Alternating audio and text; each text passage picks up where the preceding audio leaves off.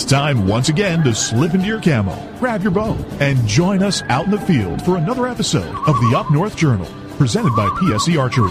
The Up North Journal crew is knocked and ready to rock for another exciting adventure. So let's step outside and hit the trail. This episode is brought to you by PSE Archery, Black Eagle Arrows, Cabela's, Antler Action, Spot Shooter Archery, Tom's Custom Turkey Calls, Family Traditions Tree Stands, Badass Slingshots, and Mossy Oak. So what do you do when you've completely redefined the way bows are engineered? When you've reached the pinnacle and the band starts playing your victory song, you start a revolution out of thin air. Introducing the all-new PSE Carbon Air, engineered with true carbon technology to be the lightest high-performance bow in the world. Experience PSE. Experience performance. We know the future of hunting depends on our nation's youth. But did you know that in many states, it's illegal for you to take your son or daughter hunting until the age of 12 or even older? As a result, we have fewer young hunters. And the Families Afield program is designed to eliminate those barriers. Hunting is safe, and the safest hunters afield are young people with adult mentors. Visit our website at familiesafield.org to find out how you can bring more families afield.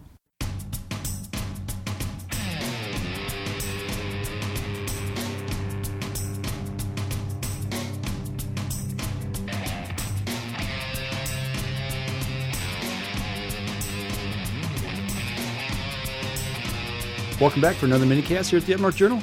We're talking this week with David McIntyre from the Wilderness series, or the winner series of Alone. The winner of Alone. The winner, yeah, absolutely. David, we kind of talked about your whole experience out there on the regular podcast. We talked about a little bit of survival things that you need in your pack, but we want to kind of delve into just a little bit about David himself. We got a series of about 4 or 5 questions we always like to ask our guests on the show. Now that you've gotten back, on the podcast, you talked about Pink Floyd, The Wall. So that kind of gave me a little bit of insight just into your musical taste. But when you're driving down the road, whether you're going to teach somebody about survival skills or whether you're going up north or going back home, maybe to Pennsylvania, what's on your radio or what's on your iPod? I am pretty eclectic. I will probably land on a classic rock station or a preacher. Okay. That's the truth. All right. That's just where I'm at. Rock on. I will, if I hear somebody who's doing a good job preaching, I'll listen. Or if I hear good music.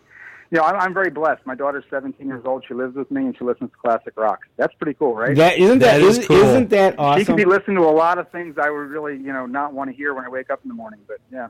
My daughter's the same way. When it's like our concert of the evening. When she goes in to take a shower, she cranks up her tunes, and it's like, wait a minute. That's what I listen to. Yeah. All right. I was out in the pool. Pretty cool, right? Yeah, it is. I was in the pool the other night with my 17-year-old boy, and I forget what I turned on. I turned on something, and he's like, Dad, he says, that's pretty cool. He says, but he says, why does everybody kind of revert back to classic rock? He said, even people my age. I said, because good music transcends time. And I really think that's true. It doesn't matter if it's from the 50s, the 60s, 70s, 80s. People migrate to good music. And I think rock and roll is good music. Not all of it, but most of it. Yep. So now we got the music covered. Dan, you got a question? Okay, so you got the music covered. What we also like to ask would be like your favorite recipe of a wild game that you love. What would be your favorite recipe, and how would you cook it? My favorite recipe is dove. Okay, well, I think you kind of caught me off guard there because I don't have a recipe. This way I cook. I will take dove, I will fry them in some bacon grease, and I will throw in some fresh garlic, a little bit of soy sauce, and orange juice. I'm hungry. And you fry the dove, breast it out, and wings and legs and all that stuff. You fry the parts in the pan in some bacon grease till they're nice and brown, and then you pull them off, and you throw in garlic, a little bit more bacon. You can't skimp on the bacon grease, right? So a little more bacon grease in there, a bunch of fresh garlic that's crushed, a little bit of soy sauce, and about a cup of orange juice. And you let that cook down, and then you throw the parts back in to warm them back up. That's a great recipe. Really? The other one is fish with beer, butter, and Old Bay. That was my Nice. dad's. Every time we get fish, you brown the fish in the gobs of an irresponsible amount of butter, and then you take the fish out when it's almost done, and you pour in a can of beer, loads of Old Bay, and you let that cook down into a sauce. And when it's kind of brown and thickened up, you put the fish back in. Oh man, that's awesome. Old Bay, beer, butter, and Old Bay, and orange garlic Dove.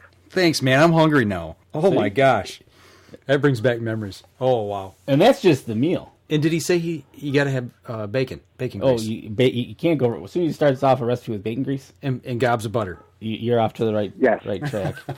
Oh, and onions. You got to throw some onions with either one of those. Fry some onions in that pan too. Right on. That's good stuff. So we got your recipe. So let's go back on the road. You're listening to the rock station, or you're listening to a good preacher, but you got to have a snack. What is your go-to snack to have either on the road or when you're out in the wilderness, or what is that snack you just got to have? Oh, my go-to snack. Yeah. Wow, I'm not a big snacker, believe it or not. I try not to. My kids say I'm addicted to popcorn. I do popcorn all the time, but I'm not one to carry around a lot of snack food, guys. Okay. I don't. But popcorn is a great snack. Yeah. And what's nice about that is you can pop it and take it with you on the road. There you go. Save some money. There you go. Right. Now, the other thing, I turn into a 5-year-old kid if you give me Jell-O. Jell-O. I love my Jell-O. He likes his Jell-O. What flavor? All of them. There's no bad other than tomato Jell-O.